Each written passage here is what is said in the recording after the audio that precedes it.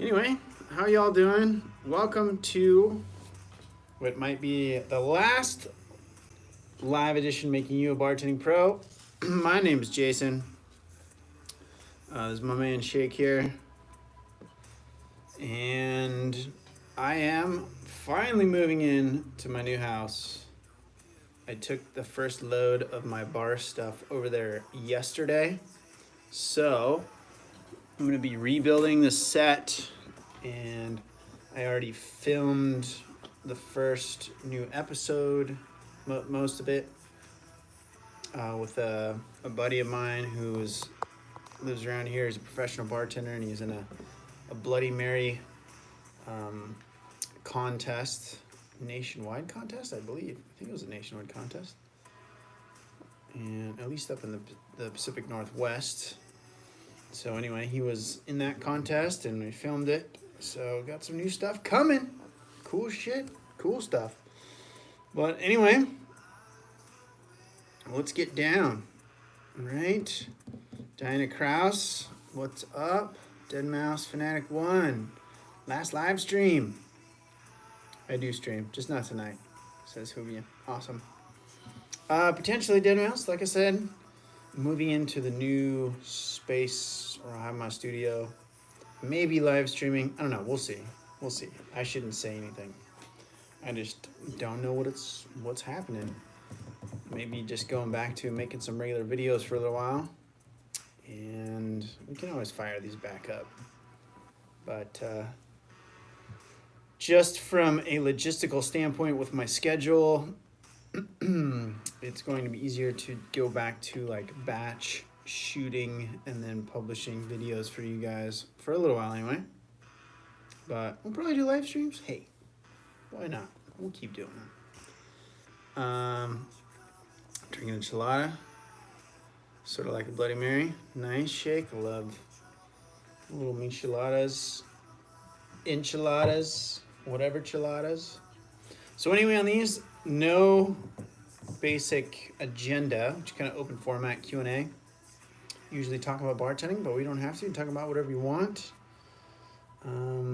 Yeah, so what's happening? What's new in your world? Anybody get a job? Any stories?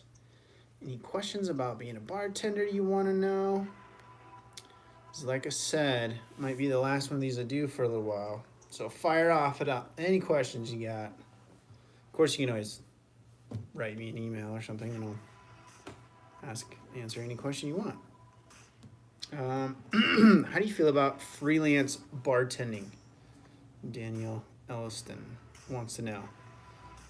It is a good deal if you have consistent business, but it's a hard way to make a living because you never know where your next paycheck is coming from, right? Just being like a freelancer in any industry, it's tough because you're just working gig to gig. The gig economy is a challenging thing. It's great if you get it going, and especially if you can get enough stuff happening where you can like have little minions working underneath you.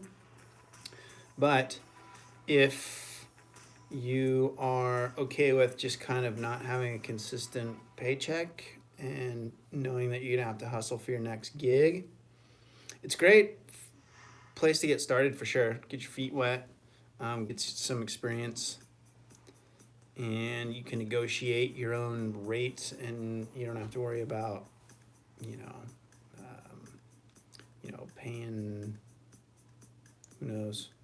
I guess you got to pay taxes and all that kind of stuff. I was gonna say it's kind of under the table, but I don't want to give any bad tax advice here. I'm not a tax attorney. Consult your local CPA. So yeah, it's a good way to get started, Danielle. I'd say get into it. Give it a shot. See how it goes. You can always try it. If you don't like it, then you can get on out of there. Abel Paul, what's up? We have a frequent viewer who does that. Yep, absolutely. We got a couple of private party hustlers that come in and check in on the show and our regular watchers. Engelberth Chacon, am I saying that right? How are you, boss? I'm good. How are you? After hours bartender. Do a lot of freelance bartending. Nice. And there's also, like, once you are kind of established in an area, you can also kind of freelance at other establishments too. moonlighting more, I guess they would call that, than freelancing.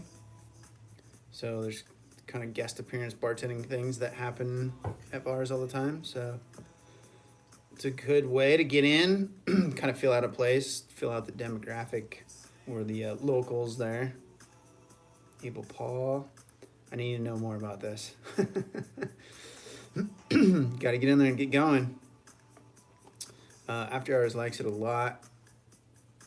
Do what I want when I want. Make your own menus, ingredients, and stuff for sure. Yeah, kind of like the whole private party gig. Yanni Saran, I'm a new bartender, but I can't seem to remember all the drinks. Can you give me tips or tricks on remembering all the drinks? Ah, yes, the old memorization conundrum. The first thing, Yanni, is to not worry about memorizing a whole shitload of drinks. Because usually when you end up at a bar, you're only going to make, you know, kind of a fairly regular recurring list of drinks. And what those regular recurring lists of drinks are is kind of hard to tell until you get to a place. Now you need to do some homework and be, you know, a little bit versed in some basics. But I know you're talking about just more like memorization. So there's different tricks. You know, you could probably read a book about it that would help you better than what I would tell you. For me, it's just like repetition. So repetition is what will help get it kind of stuck in here.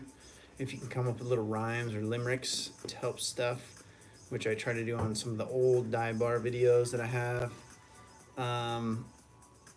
they can help that stuff stick. But really, it's just kind of repetition and not trying to cram too much stuff in here, and knowing that you don't need to know 200 or 300 drinks right off the bat. And you'll have a menu usually that you start working from that you can, you know, end up you'll learn and memorize and have that stuff. And most of it's like kind of that situation. Like your menu that you're working from is mostly what people are going to order. Outside of that, it's pretty basic stuff. Simple, self-explanatory, two-part liquors orders. You gotta remember, most people that go into most bars don't know a bunch of crazy random drinks, so you're gonna be familiar with most of them, especially starting out. When you're a brand new bartender, your bartending that you're gonna do is pretty basic stuff. There's not a lot of crazy things going on coming your way. There's a little link for you. Top 15 drinks, good to know. And that's with the caveat of understanding that these are just a basic list of fundamental drinks that most savvy bartenders will know. And maybe you make a lot of those, maybe you don't make many of them at all. It really just depends on where you're at, right? The old "it depends on where you work" answer.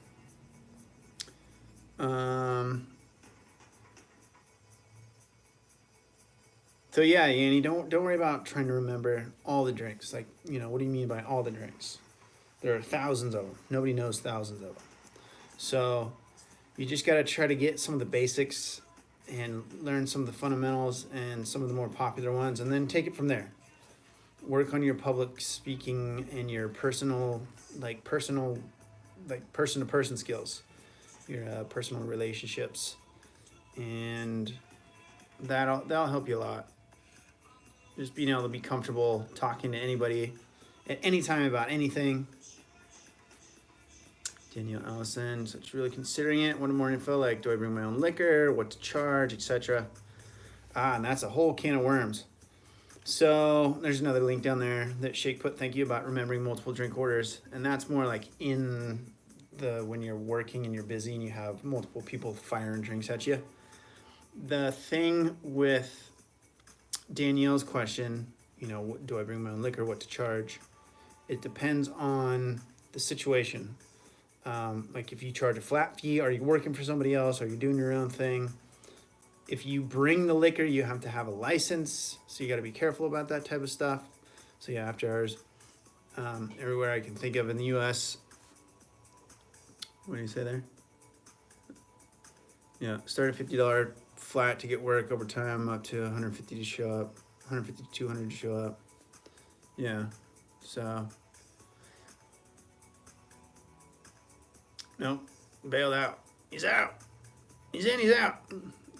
Gave the secrets and now he's gone. But the yeah, you just start, you know, low and then you work way up to it. Most of the time I try to tell people if you're doing a private party gig, you want to try to be getting about $100 for your time.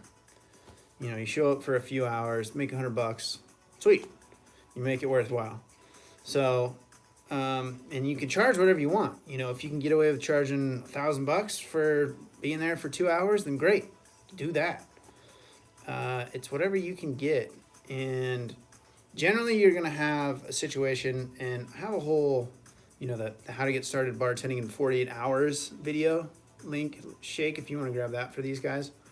And that kind of really focuses on how to do the private party thing.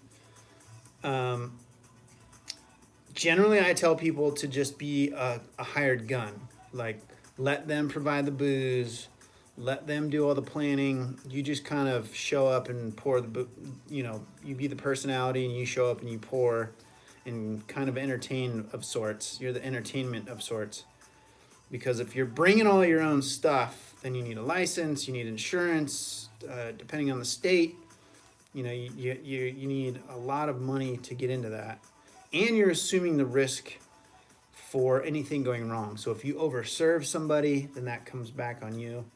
So if you're just a general hired gun, then you just go in there and pour, and then you're out, and you don't have to worry about that stuff. So that's what I always recommend. Because again, this is within the caveat of, or within the context of this channel, which is getting you guys started bartending, right? So the private party stuff is cool because you can go in, you can make a little bit of money, you can get a little bit of experience, you can put that on your resume. I really came up with that, and I, you know, did it myself, just because those kind of gigs come along when you're working as a bartender. But when you're starting out, it's a way for you to get some experience because of the you know, to try to get around and you don't have any experience thing. You can go into the private party bartending business. You don't need any experience. If you have a way for them to call you and hire you, then you're in there.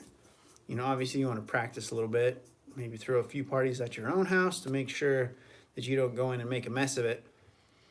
But thank you for grabbing that link, Shake. So that one way down at the bottom of the comments, which, by the way, if you guys are hanging out, I will get to your questions, just answering this one thoroughly because this is a common one. So yeah, do your homework about your specific location as well. So like state or city, wherever you're at, to make sure that you are compliant with all local laws. All about the cocktail, what up? El Nick, that's what I did. Learn the common drinks at the bar I'm at. Yeah. Yeah, because you're usually just going to be making those drinks that you're at, right? That's the types of drinks that I started making was at the place that I worked was on the menu, right? And I didn't make a whole lot outside of that stuff. So I didn't make a lot of tiki drinks, and I didn't make a lot of like really old school drinks at first. So you just kind of work within a niche when you're at a specific establishment. Learn 3 a week. El Nick says 3 to 5 a week. That's a good number to shoot for, learning 3 to 5 drinks a week. But again, if you're working at a place and you're stoked and you have the whole menu dialed, then there's really not a huge need. You know, I'd say just kind of stay up on trends, be kind of paying attention to like what sort of alcohols are popular. You know, like bourbon's trending right now, or craft cocktails, or this shooter, you know, depending on where you work. So just kind of being savvy to what's out there. Going out every so often just to the local hot spots and see what's going on. Just to keep your pulse, keep your finger on the pulse of the industry around you is smart to do. Most people that are bartenders in this industry are part of the local scene in their area, and that's just super common. So you're going to be kind of tied in there. And that's one of the reasons why a lot of people get into this stuff too. Dead Mouse Fanatic. I've definitely learned a lot of drinks since working on the Las Vegas Strip, I bet.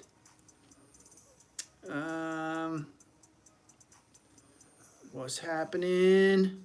Yanni, you're welcome. Drinks and glassware go hand in hand, so there's a link to what types of glassware you need in a bar. Ivan Aviles, what up? Elnick says, is that with or without tips? You're talking about the $100.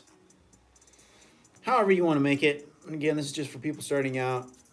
I generally would shoot for $100 with tip or 150 without when you're negotiating. That's what I would do when I was doing that stuff for a short time. Ivan says, so when you do shake, stir, or build, when you do shake, stir, or build a drink, or do you mean, what do I do? Shake, stir, or build? Oh, when do you shake, stir, or build?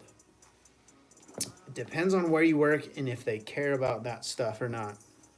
I haven't ever been one for following the rules. Bit of a rogue, the rogue bartender. I just go in and kind of make it happen.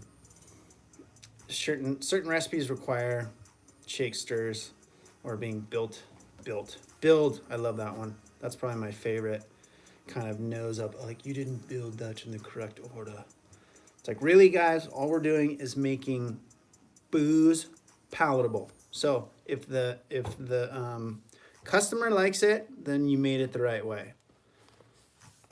Like when people like to split hairs about stuff, I just think it's kind of silly. First world problems, worrying about shit like that.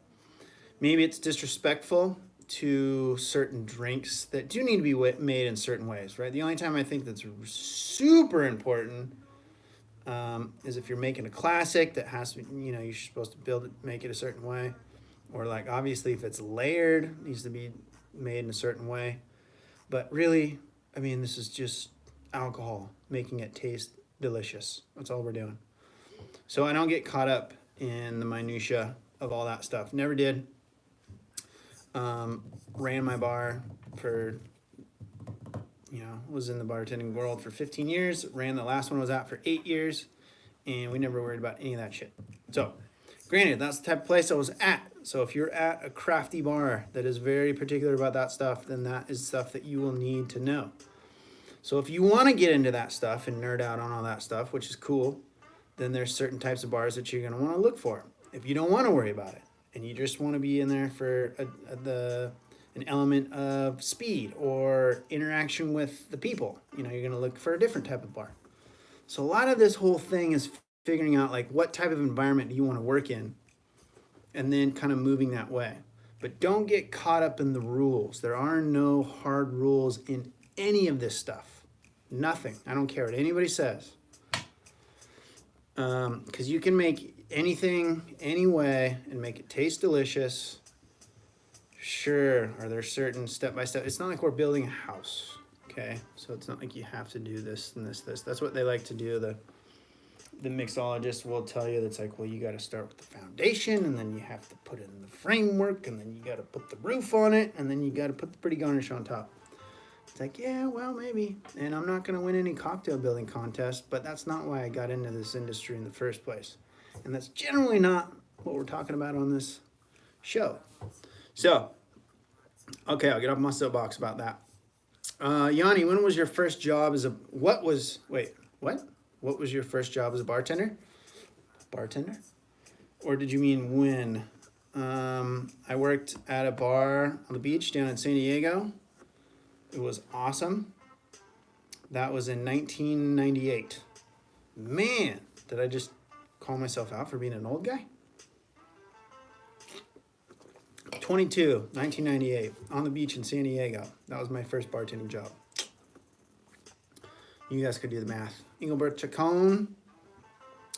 Once you became bar manager, how should you treat your fellow bartenders? With respect and empathy and understanding. Once you become a manager, then things change significantly.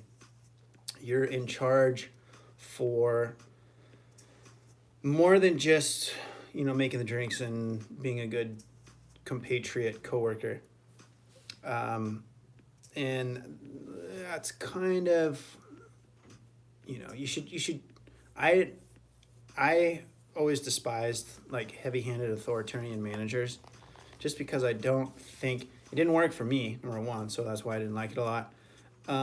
It's not the military. I don't think people in this industry generally respond to that type of management. So Anyway, that's kind of a can of worms. So I'll just leave it at that you should try to be supportive and empathetic and understanding of their situations to a much deeper level than if you're just a coworker. All about the cocktail. Going to make a Mai Tai and shoot some stick. Later, brother. Thanks for stopping through. Bartending 48 hours. Oh, that's that link. Man, I'm way behind it. Hang tight if you guys got a question up here. I will get to it. Sometimes you get a little long-winded on all these. Danielle Elliston, appreciate the advice. You're very welcome. Let's see here. Ivan Avilas, Bar Games. Nick says 100%. Diane Kraus, I'm starting been bartending. Do you recommend going to bartending school? Oh man. So as many of you have heard, if you've been on this show or around my channel or around the bartendingblueprint.com website at all, I am one who does not advocate for bartending schools. First of all, because most bartenders don't go to bartending schools, you don't necessarily need it, at least in the United States of America, where I've lived and worked. There are certain parts of the world that it's different, so depends on where you're at, but most bartenders in the US have not gone to bartending school. And you're basically paying for a simulated practice that's close. So as long as you can easily afford and you're okay with getting a practice that's kind of like the real thing, but not really, but kind of, then go for it. So you got to just, if you're scraping together all your pennies to go into the school, then definitely don't do it. As a bar manager, I used to appreciate when I would see people that had gone to a bartending school, because it shows initiative in wanting to be thorough in their profession that they're aspiring to do. But you're still green. Don't believe the hype that where a bartending school will feed you like, yeah, you come out and you'll have a certificate and then, we can help you get a job and you'll have some experience. And, some schools are getting a little better and being kind of tied in with giving you a more real experience, and that they're actually starting to run the schools in actual bars. But there's just still something about being in a real bar on a real shift, making drinks for real people, that you can't replicate until you're actually in there doing it. But what you realize once you get there is that's all very simple stuff. Very simple stuff. And you don't have to worry about it. So don't spend the money. If you can afford it easily for the practice, go for it. El Nick, how do you feel about bar magic? I don't know what bar magic is. Aren't those flare guys? Are those flare guys?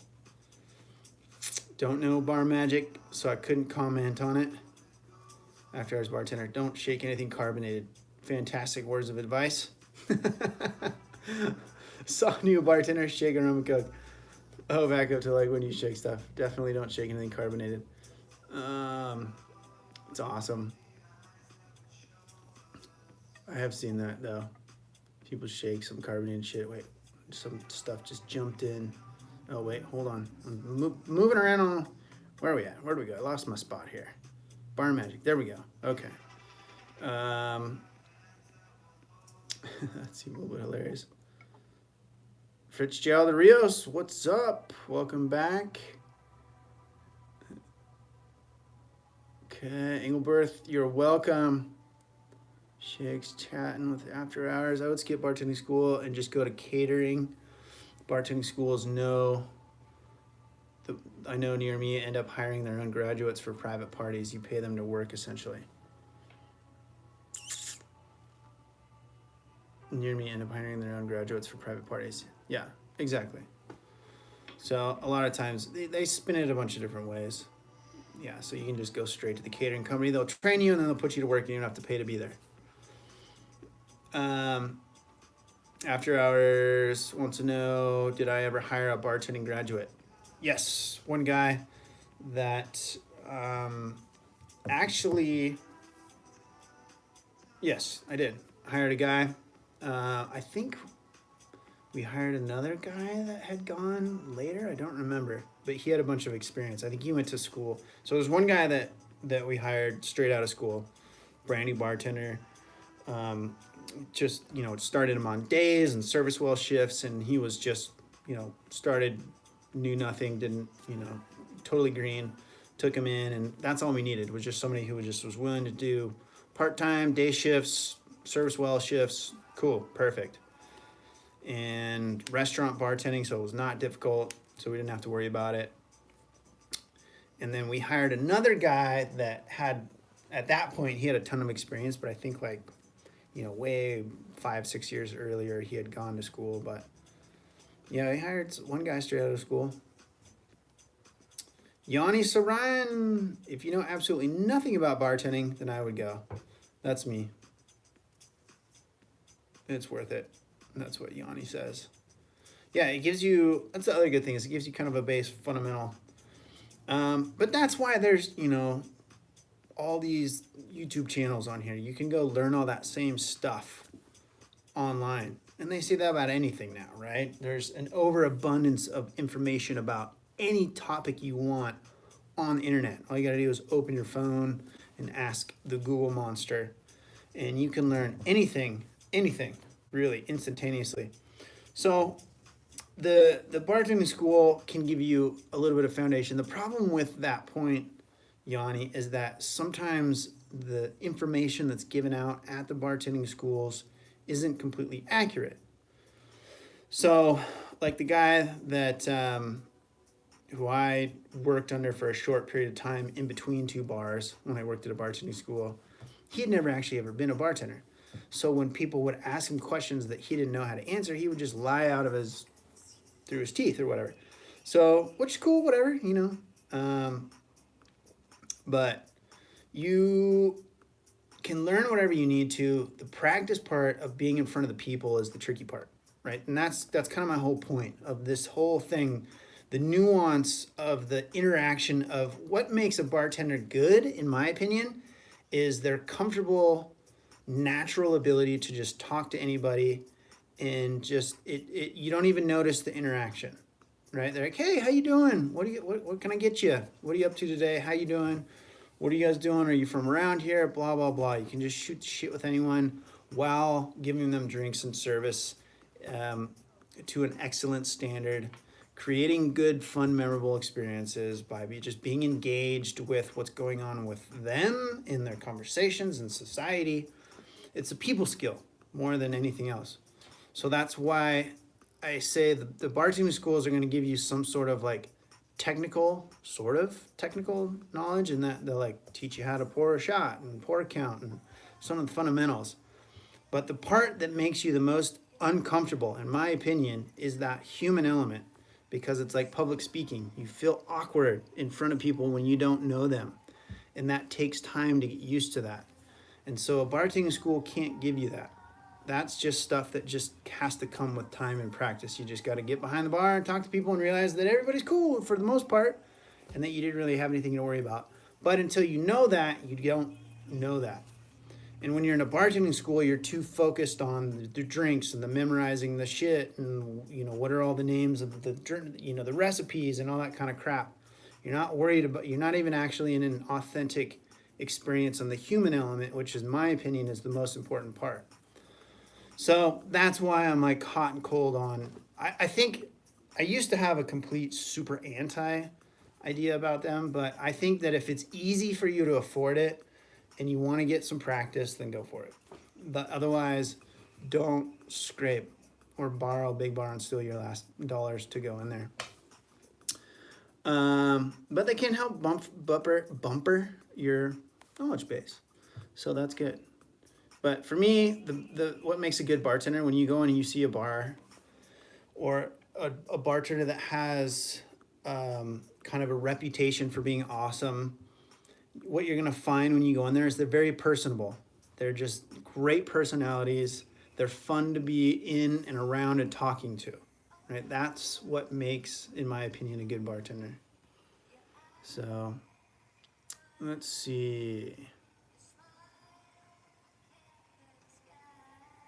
El Nick, study your videos for 3 weeks. Also learned the buzzwords, applied it to Mexican Cantina. Nailed the interview. My first night was by myself. And fortunately, a regular passed away 2 days before my first night. Made $600, so thank you. Well, that's awesome. Besides the regular passing away, hopefully that didn't have anything to do with you. I'm assuming not. But making $600, bam. Cheers to you, El Nick. Bang. Congratulations on that. And yes, I'm just drinking Pellegrino. Boring tonight. So, I'm still a little bit on the wagon during the week. I'm only having beverages on the weekend. So, that's awesome, Nick. That's why I do all this stuff. You know, and it's cool. I'm looking forward to kind of getting back to some regular video creation for you guys. These live streams have been fun. They've been really good insight to what you guys are looking for in general, because I kind of theorized and would sort of bounce around in my, if you follow this channel from its beginning of its really ugly, terrible sound quality, video quality beginning days,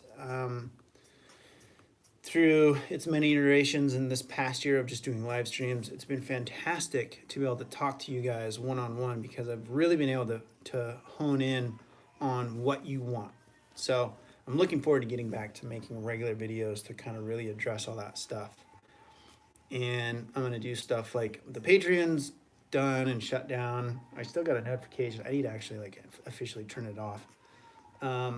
The Bartending Blueprint website, I'm going to adjust so that it's basically just for, I'm gonna try to figure out how to set it up so that you can just come in and get all the knowledge, and then you can leave a donation at the end of it if you want to. So really just trying to make this my giving back to society in my weird way that I can do that, because I have done this for a long time. And I feel like you guys are still getting value out of it. So, got a bunch more videos I want to make for you before I go bye-bye. After Hours says, I know one guy that had a good experience at bartending school and got placed at a really nice hotel bar, but he did say he was the exception. Yeah, and for sure. You know, like I said, they can't all be bad and completely full of shit, otherwise they wouldn't be around. Right? So, had an extra 40 people there. Absolutely. Customer service and selling. Nice. Says Elnick. Antoinette Middleton. Am I saying that right? Is it Antoinette? Antoinette? I'm assuming that H is silent. Antoinette. When I finally landed a bartending job, I aced just making... When I finally landed a bartending job, I aced making beverages. I'm an expert on making drinks and working fast, but when it came to the draft beer, I had a problem making sure there wasn't a lot of foam. You know what's funny is I heard these beer guys going at it the other day, not going at it, they were just having a conversation in one of the craft breweries that we have around here. And they were saying that for the beer to properly open up and for you to taste the way that it's supposed to taste, a beer is supposed to have a big fat head on it. Now, obviously, if you're a customer that's buying a beer, we don't like that, because we want a beer, a glass full of beer, because that's what we're paying for. You know, I don't want to pay for a 2/3 full of a glass, you know, of beer, and then 1/3 foam, and then let it sit there for 5 minutes while it comes down, and then I can drink it, and it's like, that's much more delicious. You know, we're just like, just give me the booze, man. So, but I'd heard that actually a proper beer pour needs to have a big fat head of foam on it, because I forget the technical term that he used, but it basically helps bring the flavor out. Because if you drink it, if you don't do that, then the beer itself is basically too carbonated, which I don't know if I buy that science, because I've seen it the other way around, where it's, if your kegs are just not carbonated well enough, then they come out and they don't have a head. Anyway, but supposedly you want it to pour out a little foamy, because it releases some of the carbonation, and then you can get the full flavor of the beer that you're supposed to. Was basically the point that the guy was trying to make. So, very interesting. But anyway, yeah. The pouring the foam off, it's one of those things. If you work at kind of just a fast place that you can spill some of that foam off and they're okay with that, you can just kind of just, pour it and let it spill off a little bit, and then you're good to go. But if you're working at a place that's super, super strict on like can't do that, and you got to pour it and let it sit and pour it and let it sit and pour it, let it sit, then sometimes you just can't really get around that too much. But you'll get it, Antoinette. Sounds like you got your skills on. You know what you're doing. Multitasking is a plus, says Elnick. Absolutely. Deja, what's up, girl? Good to see you. Elnick, learn your regular customers' names. Help me grow my tips. Absolutely. That's a whole other topic when you're talking about getting to know your clientele. Know their name, know their drink, know their life story, history, their kids' names, where they went to school, where they work, as much as you can about them, because then you really will basically kind of know them, but they will feel like you know them, and then they feel like you're friends, and then they feel like they want to come in and see you more, and they want to tip you more, and they want to take care of you because they become emotionally invested in you, as if they feel that you're emotionally invested in them. And sometimes you will. Some of these people will legitimately become some of your best friends or your significant other or spouse, who knows. So it's definitely, good point there, Elnick. You definitely want to learn your people. And that is the key to growing your local loyal following from your locals. It's how you become valuable to your ownership, because if you can show them that you know how to engage an audience and bring them in on a regular, consistent basis, now you become a significant asset to the establishment beyond just being able to make drinks. Now you're a contributor to the bottom line, and that's why I always talk about understanding how you fit into this thing as a business. This isn't just making drinks. This is understanding how you fit into the larger picture of an entire business. And if you can understand how we can contribute either positively and negatively in this environment, and then you can also then articulate that and point out how you are contributing, obviously, hopefully positively, then that's how you become irreplaceable to an establishment. So that's good point there from Nick. So thank you there, buddy. Hey, what up, Bishop? Let's see here. 70-30 foam, says Shake, turns to beer. Yeah, absolutely. If your glasses are chilled, then you may have to rub the side of the glass you're pouring into. It's a good little trick. Thank you, Shake. Dead Mouse Fanatic says, last month I got suspended from Planet Hollywood for a week because they accused me of drinking with my manager. Oh, man.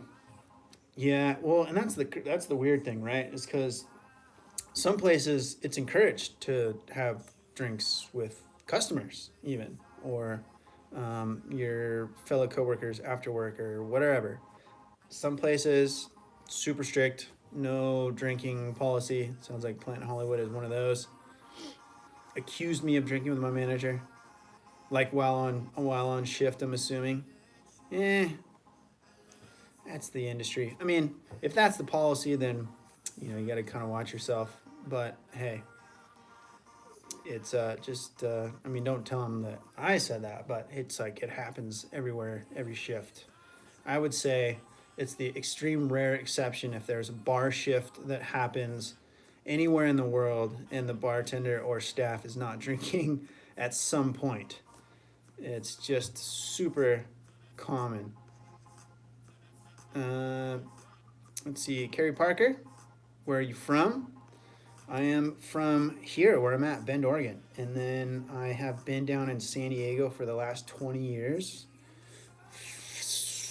Almost 17 of those was bartending. And now I'm back in Bend, Oregon, because this is where I'm from. And I am now actually working in the cannabis space as a marketing digital professional. So love this stuff. And but yeah, all my bar stuff was down in San Diego. some of the busier bars down on the beaches down there. Having a blast, living on the beach, making drinks, watching the sun and the surf go by. What do we got there? Jose Pirette? Hey everyone, one quick question. It might sound dumb. No such thing as a dumb question. Jose, I moved to work somewhere else and here everyone works with parts, like 1.5 parts. How much is it in ounces? Generally, right? Rough guideline, 1 part, 1 ounce type of stuff. 1.5 parts is 1.5 ounce, like Shake says right there. It's kind of an old school nomenclature that you don't see a whole lot too much in it, but it has made a little bit of a resurgence with the whole kind of craft redo, redux, R-E-D-U-X, with the crafty stuff and old school cocktails coming back. So, but yeah, generally a part is an ounce. From what, my experience. Anybody else knows any otherwise, please let me know. Feel free to chime in on that one. Shot and a half, 1 part, 1 ounce. Yeah, absolutely. Our shot glasses are 2 ounces. Doesn't mean you have to fill it up, right? Get to know your customers. Haven't done any advertising in years. Yeah. Don't even carry business cards. 2 private parties a month, just on word of mouth. Yeah, once you get going with private parties, for sure, then you should only need those first couple. Well, once you get established, then yeah, it's definitely, it's a business. You're building a business, so it's like any other business. Once you get going, then it starts to, business is really hard at first, but once you get going, then it sort of just comes on autopilot as long as you keep doing a good job. Shake said he's coming over, 2 ounce glasses. Nice. He's in Aruba. Short plane ride, right? Short plane flight away. Yeah, parts are ratios, so it's technically the way they would call it. Drinking on the job. That's a fun one. Man, I haven't watched that one in a while. That's the older one. Or is it? Which one is that one? I don't remember. Which one is that one? Is that old? Yeah, that one's a little bit older one. Octavia Williams, enjoy your webcast. Recently went to a bartending school and got certified, but I'm feeling intimidated. No worries, girl. No worries.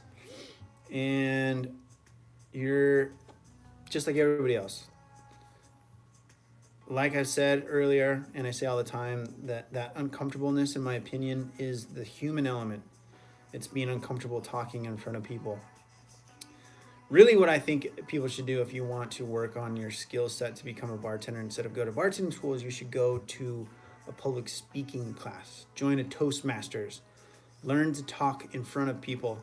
And that will go a lot farther in your comfortable just rapport and delivery behind a bar. So don't worry about it, Octavia. Just jump in with both feet. Trust that you have the knowledge, and you can do it, because this is super simple. This is easy stuff.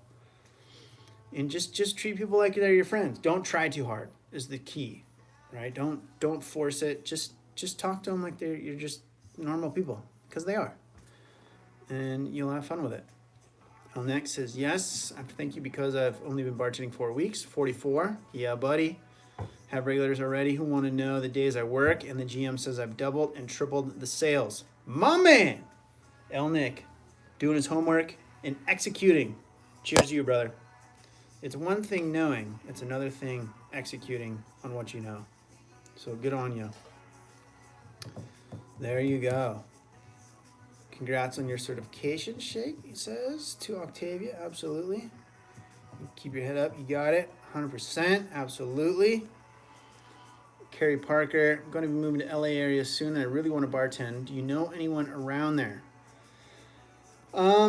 Yes, sort of, but not really anybody. Yes, I do, but I don't know anybody in an establishment that I could give you an introduction to that's going to help you get a job anywhere. The people I know up there are in either the surf industry, the film industry, and other random shit like landscape design and shit. So anyway, yeah, you just gotta go after that. The good thing about being in LA, Carrie, is there's a lot of options. Draw that circle 30 minutes, 40 minutes from where you live. Make a list of everything within that list of in that circle, and then just, make a plan of attack and go out there and just start knocking on doors. And it's really not that much fun. Getting a job is a job. But if you can do that, drop resumes, 1 week later, go knock on all the same doors. 1 week later, go knock on all the same doors again. 2 weeks later, go back and knock on all those same doors. 3 weeks after that, go knock on all those doors again. If you do those 4 follow-ups, you will do more work than 99% of your competition. You will catch somebody's eye and they will give you a shot. And if you really need to, it needs to be, you need to just be willing to start in a different position and move into it if you have to.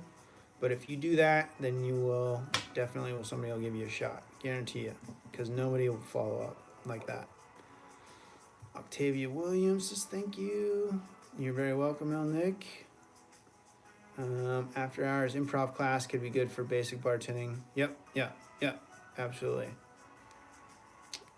Anything that works on your just being in front of people and talking. Toastmasters group. Thank you, Shake. Fantastic link. Go check that one out. Find a Toastmasters club near you. Took drama and speech in school. Guess it worked out 20 years later.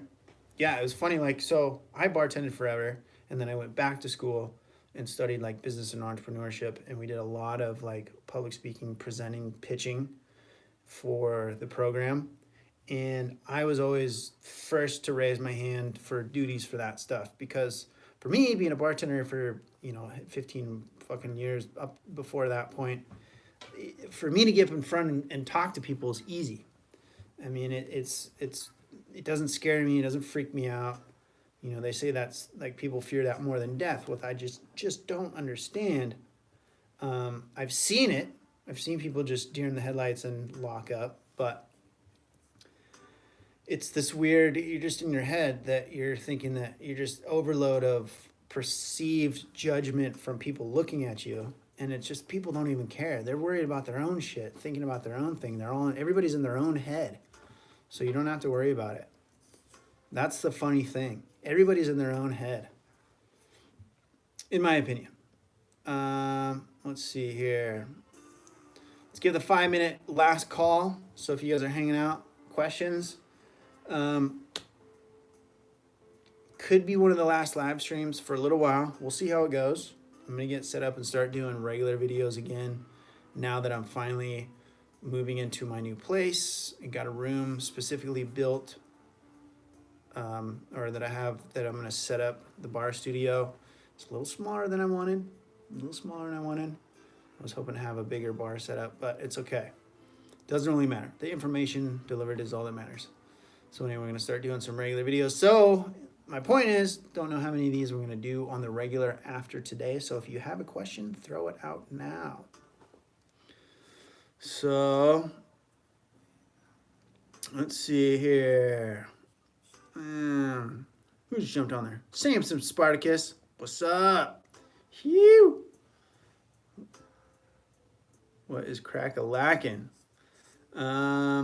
See, Emily Stone, yo, making a video game in which the main character is an ex-bartender. Sounds like me. Your channel was the first one I stumbled across in writing research, and it's helped a lot with crafting the character, so thank you. Right on, Emma. That's awesome. I am a bartender, now ex-bartender, but still given the knowledge.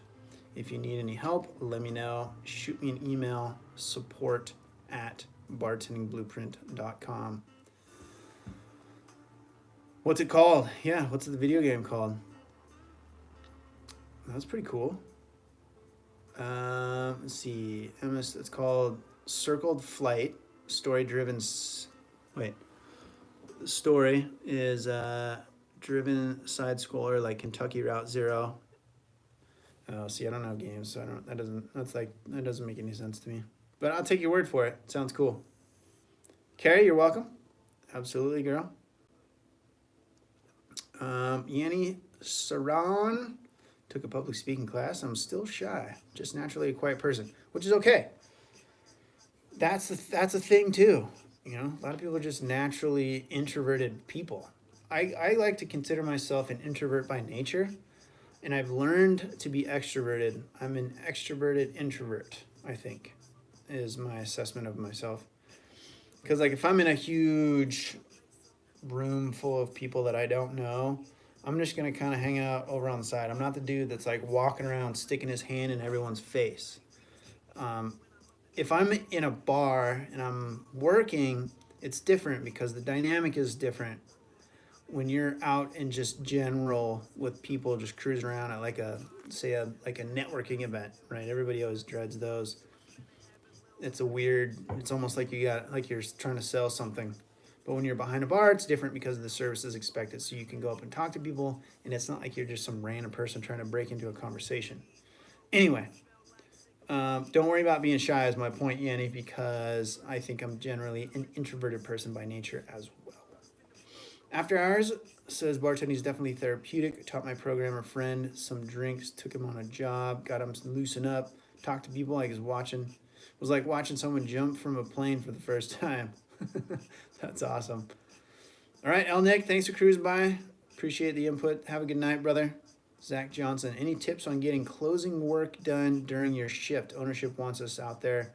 Soon after closing, what closing tasks have you found easiest to get started while serving? That just depends on where you work, Zach. I mean, and you'll get to know the flow of the establishment that you're in. I mean, you'll within, I don't know, a few months. I figure I got that place. Any of my bars that I've worked in, you got the closing thing wired within a few weeks. And then maybe it takes you a few months to sort of figure out where you can start to do stuff without upsetting the ownership.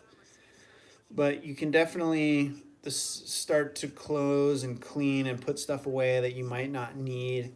And again, it depends on where you're working. Like if you're working at a place that's just fucking balls to the wall until they kick everybody out, then you kind of can't really do anything about it. But if you work at a place that has sort of ebbs and flows with business and it sort of slows down towards the end of the shift, then for me, it became a matter of not talking to people and just being aware of like, okay, we're kind of winding down here. I need to be sort of cleaning and doing side work instead of just, because you can just sit there and chat with people until the end of the shift, and then all of a sudden you're closed and you haven't done anything, and then you're going to be there for another hour and a half fucking closing and cleaning. So it's just a routine, figuring out where you can do those things that you need to do, Zach, while you're still, finishing up. So not a one answer for every situation in that one. It depends on where it works. Samson was the best. Mucho mahalos. All the best info. Keep it classy, SD. You. Thanks, Samson. Zach Johnson, thanks for all the great live streams. We all owe you. Hey, no worries. I owe you guys. Thank you for being here. I wouldn't be here without you. I love you all. Thank you very much. And look forward to keep it going. Sports fan 5867 just got my first bartending job at local sports bar. Have no experience, but your videos passed through training. Any other last second advice? First shift tomorrow. Study your menu that you're going into. Make sure you know all the drinks backwards and forwards on your menu as best you can. That's food, drinks, and that's going to be my best advice. Just make sure you really know your menu, because that's where you're going to be, 95% of your stuff is probably going to be coming from without really knowing. A sports bar, you shouldn't get too many weird drink orders. So, yeah, you should be good to go, brother. I would say just study that menu and have fun with it. Smile. Don't forget to smile. If you feel yourself stressing out, just breathe. Know that you can only go as fast as you can go. Don't freak out. Don't let it get to you. because your brain will spiral if you start to freak out. And if you do have a freak out, just take a breath, like walk in the back, take a deep breath, glass of water, and go back out there. Smile. You're having fun. You're getting paid to be at a party and make people's drinks and have fun. So just enjoy it. Don't worry about it. Make sure you know how to change the channel for the right team. For sure. Know the menu. Know how to work the TV controller at a sports bar. 100% shakes on it. I agree. Dead mouse. I'm going to cry myself to sleep tonight. Don't worry, guys. We're going to keep going with these. But they're just going to be a little more intermittent. And there's going to be weeks where there's going to be published videos instead of live streams. But I'll still be here. Not shutting her down. If anyone is standing there waiting, make eye contact. Say you'll be with them in one moment. Keep making the other person's drink. Peep's very forgiving as long as you know you're doing your best. Yeah, exactly. You can only go as fast as you can go. And if it's really busy where you're going, sports fan, go watch the how to handle busy shifts. Because the eye contact thing is after hours, totally right. You want to acknowledge people that are there. But if you're at a place that's really busy, you got to be careful not to look up around at everybody too much, because then people start yelling drinks at you, and then that'll just the stress level will go through the roof. But yeah, if it's just kind of a manageable pace, then yeah, you want to acknowledge people that are there. Like, hey, how you doing? I'll be right with you. That's all you got to do, and you're good to go. Octavia Williams, no, you're great. All right, you guys, we're going to cut it there. Thank you very much. Appreciate y'all for coming in for another live edition making you a bartending pro. My name's Jason. That's my man Shake there moderating. Thank you very much, Shake. Appreciate you guys turning out every week for these. Been a lot of fun. We're going to keep doing them. So we're just going to keep planning on these times. So I'm either going to be posting a new video or doing these live streams these same times around 6:30 each week. West Coast, Pacific Standard, Pacific Daylight Time, whatever one we're in right now. And yeah, keep at it, you guys. Get out there, kick some ass, knock on some doors, follow up, make it happen. Know that don't worry about the drinks that you think you need to know. Focus on just being able to chat with people, and know that this is a people skill more than memorizing drink skill. All right, that's it for this one. Thanks, you guys. Have a good week. I will see you soon. Oh yeah, thanks for the plug, Shake. Make sure you're following all the social media stuff at Bartending Pro, mostly on YouTube and Instagram. Those are the big ones. Really just YouTube.